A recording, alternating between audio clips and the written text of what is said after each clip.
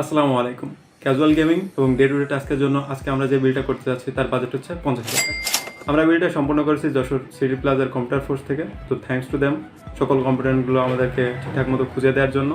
And চলুন শুরু করা যাক। আমি আসিফ শাহরিয়ার আছি আপনাদের সাথে, and welcome to take tips with Asif.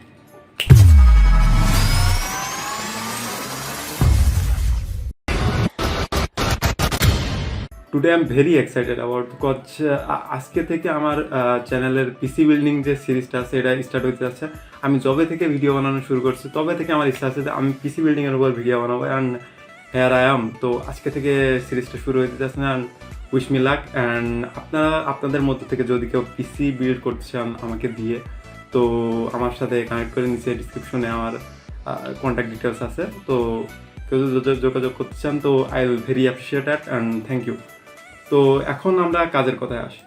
তো এই বিল্ডের জন্য আমরা যে প্রসেসরটা চুজ করছি সেটা হচ্ছে AMD Ryzen 5 5600G। ইয়েস, এটা একটা APU অ্যান্ড এটার সাথে আছে Vega 7 iGPU।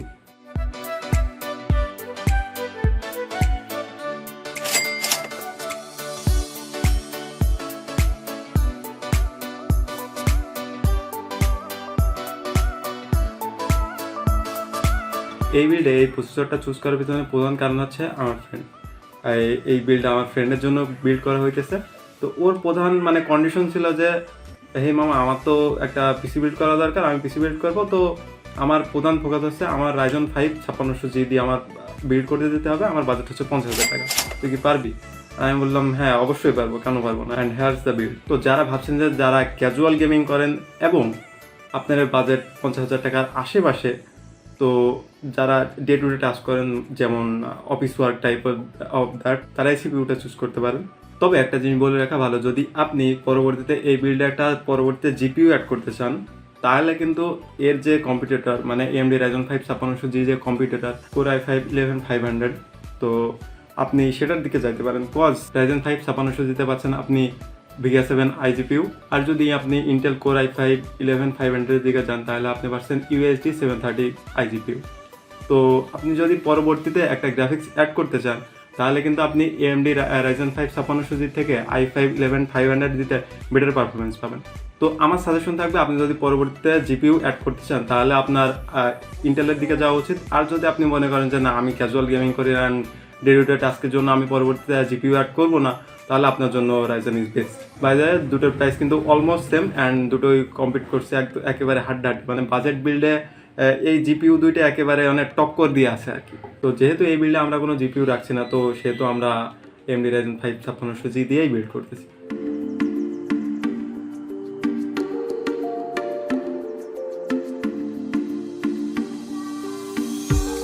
তো এখন আসি মাদারবোর্ডের কথা।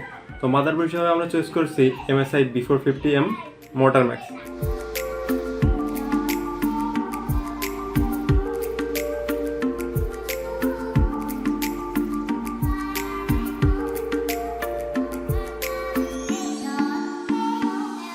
তো এই মাদারবোর্ডটির প্রাইস আছে 9,400 টাকা, বর্তমান প্রাইস 9,400 টাকা।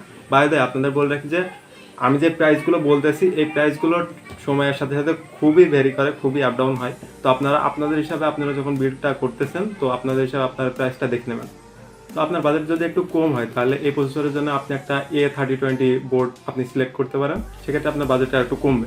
তো এত টাকা দিয়ে MSI B450M MORTAR Max আমরা কেন চুজ করলাম? তো এই বোর্ডটা চুজ করার পিছনে প্রধান কারণ হচ্ছে যে এটাতে ওসি করা যায়, অর্থাৎ প্রসেসর ওভারক্লক করা যায়। তো আপনি যদি আপনার প্রসেসরটা ওভারক্লক করতে চান তাহলে আপনি MSI B450M MORTAR Max মাদারবোর্ডটা চুজ করতে পারেন। তো এখানে একটা জিনিস খেয়াল করার বিষয় আছে যে AMD সিরিজের মাদারবোর্ডগুলো আছে, এই মাদারবোর্ডে কোনো ধরনের পিন থাকে না, পিন থাকে আপনার প্রসেসরে। তো আপনি যখন প্রসেসরটা আনবক্স করতে যাবেন অথবা ইনস্টল করতে যাবেন তখন একটু ভেরি কেয়ারফুল থাকবেন, কজ একটা পিন বাঁকা গেলে আপনার প্রসেসর গেল। আর এটার জন্য আপনি কোনো জায়গায় আফটার সার্ভিসও পাবেন না। তো যখন আপনি আনবক্স করতেছেন অ্যান্ড ইনস্টল করতেছেন, so be careful with it. AMD Ryzen 5 5600G এর বক্সে AMDর অফিসিয়াল স্ট্যান্ড কুলার আসে। তো এই স্ট্যান্ড কুলার দিয়ে Ryzen 5 5600G এর টেম্পারেচার মোটামুটি ভালোই কন্ট্রোল করা যাচ্ছিল। তো সত্যি বলতে এই Ryzen 5600G এর টেম্পারেচার কন্ট্রোল করার জন্য আলাদা এক্সট্রা কোনো কুলারের আসলে কোনো দরকার হয় না।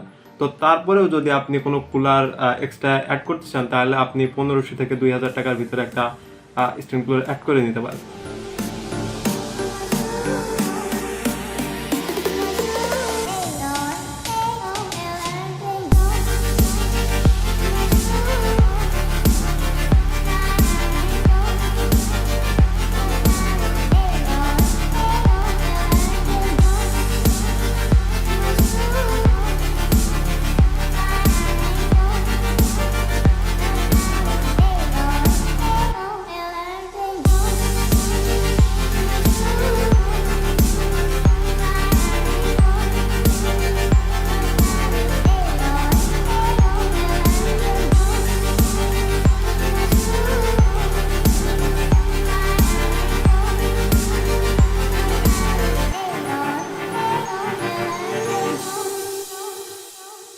তো এখন আমি আপনাদের একটা ছোট কাহিনী বলি।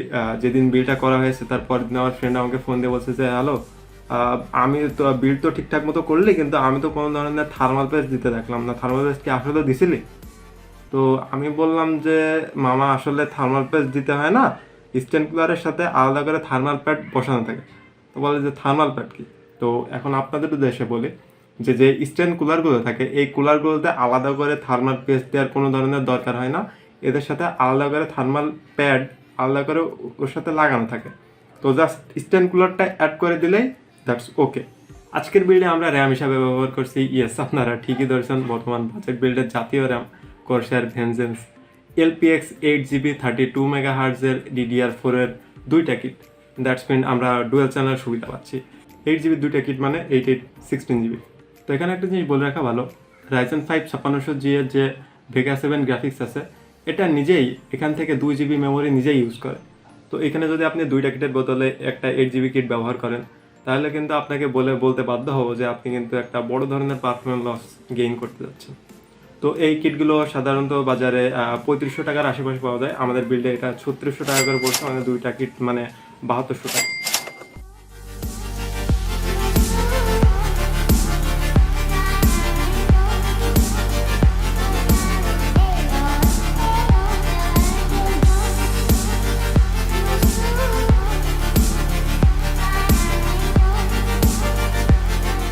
তো এই বিল্ডের কেস হিসাবে আমাদের পছন্দ ছিল ভ্যালুটপের VT G651A ATX gaming case, কিন্তু we are very sad cause আমরা যশোরে একটি দোকানেও একটি শপেও আমরা এই কেসটি অ্যাভেলেবল পাই নাই, অ্যান্ড দ্যাটস ওয়াই আমাদেরকে বাধ্য হয়ে আমাদের সেলারের যেই শপ ছিল সেখান থেকে জিগম্যাটেকের একটা ক্যাসিং পছন্দ করতে হয়। ক্যাসিংটার মডেল হচ্ছে Zigma Cyclops black RGB mid tower gaming casing. তো এই গেমিং ক্যাসিংয়ে আছে 4টা ফ্যান, 4টা RGB fan. Wait RGB means এই RGB কিন্তু সেই RGB না, এই RGB হচ্ছে রংধনু RGB, মানে একই সাথে 7টা আলোয় আপনি দেখতে পাবেন, মানে রংধনু যেটাকে বলে আর কি, এটাকে কন্ট্রোল করতে পারবেন। যদি আপনি RGB কন্ট্রোল করা আপনার কাছে খুবই ইম্পর্টেন্ট হয়ে থাকে তাহলে আপনি আপনার ইচ্ছা মতো কন্ট্রোলেবল RGB ফ্যান আপনি কিনে লাগাইতে পারেন, সেটার ক্ষেত্রে আপনার বাজেট আরও হাই হয়ে যাবে। একটা RGB ফ্যান প্রায় 400 টাকার মতো, কিংবা এটা ভ্যারি করে আর কি। তো এটা ডিপেন্ডস আপন ইউজ যে আপনার RGB কন্ট্রোল করা কি এত জরুরি কি জরুরি না। এই গ্যাসটার ফ্রন্ট প্যানেলে প্রায় 60% মেশ অ্যান্ড সামনে 3টা ফ্যান দিয়ে এয়ার ইনটেক হবে, অ্যান্ড এয়ার ফ্যান এবং মেশের মাঝে একটা ডাস্ট ফিল্ড আছে। তো এই কারণে আপনার পিসিতে ডাস্ট অনেক কম অ্যাকুমুলেট হবে।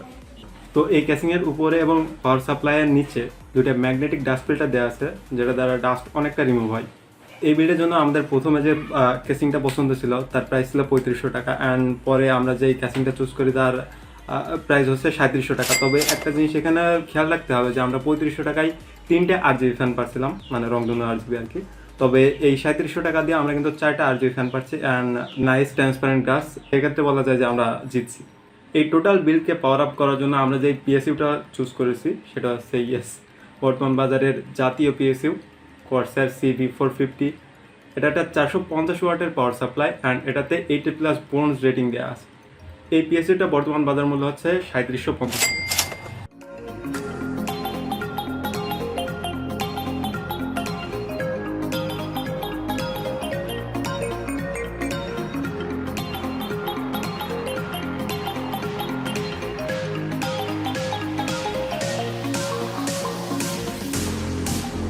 এই বিল্ডে আমরা লোকাল ড্রাইভ স্টোরেজ হিসাবে ব্যবহার করছি গিগাবাইটের 256 GB NVMe M.2 SSD।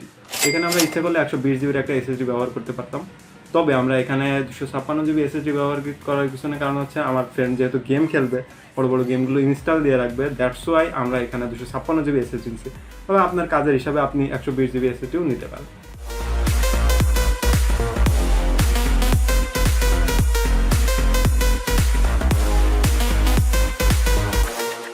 এখানে আমরা এসএসডির পাশাপাশি হার্ড ডিস্ক হিসাবে চুজ করেছি 1 TB একটা hard disk.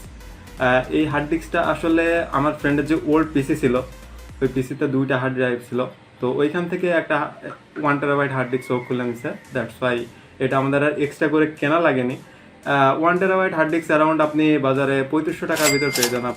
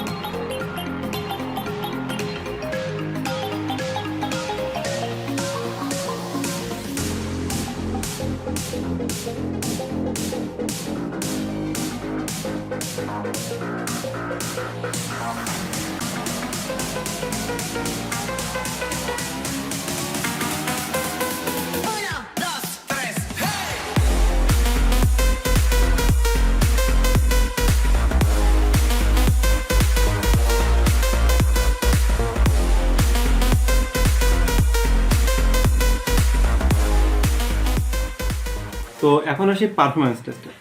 Yes, I am absolutely sorry, cause আমি আসলে এই পিসিটাতে আমার পারফরমেন্স টেস্ট করার, গেমিং টেস্ট করার অ্যান্ড আদার স্টেপ টেস্ট করার আমার খুবই ইচ্ছা ছিল, কিন্তু যেহেতু পিসিটা বিল্ড করার পরে আমার ফ্রেন্ড তার বাসায় নিয়ে চলে যায়, দ্যাটস ওয়াই আমি আর এই tracing test, performance test and gaming test আমি এইগুলো করতে পারি না। তো এক্সট্রিমলি সরি, আর নেক্সট টাইম আমি ট্রাই করবো যে ডিটেলস একটা ওভারভিউ দেওয়ার জন্য। তো আই এম এক্সট্রিমলি সরি।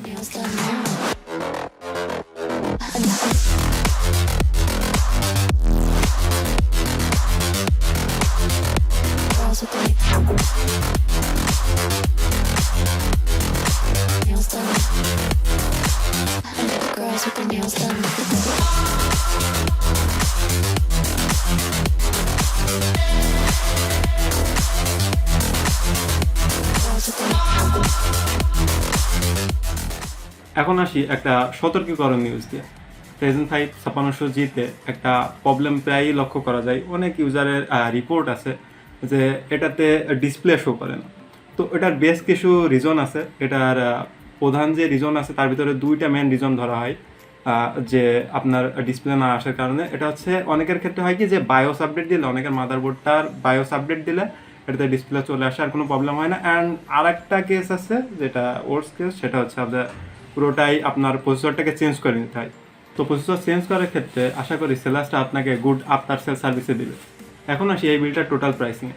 এই বিলটার টোটাল প্রাইসিং হয়েছে আমাদের 50,400 টাকা। আপনি যদি দোকানদারকে একটু রিকোয়েস্ট করেন, একটু কাকুতুমিন্দ করেন, তাহলে হয়তো এই 400 টাকা আপনি ছাড় পেয়ে যাবেন। তো টোটাল বিল হচ্ছে 50,000 টাকার আমাদের বিল। তো ফার্স্ট টাইম 50,000 টাকার বিল করে আমার বেশ ভালো লাগতেছে। অ্যান্ড ইম্পর্টেন্ট একটা মেসেজ আছে, আপনারা যদি কেউ পিসি বিল্ড করতে চান তাহলে আমাকে নক দিতে পারেন, and I will very appreciate it. And ভিডিওটা কেমন লাগলো লাইক করবেন, কমেন্ট করবেন, অ্যান্ড সাবস্ক্রাইব করে পরবর্তী ভিডিওগুলো দেখা আমন্ত্রণ রইল। And see in the next. আল্লাহ হাফিজ, আসসালামু আলাইকুম।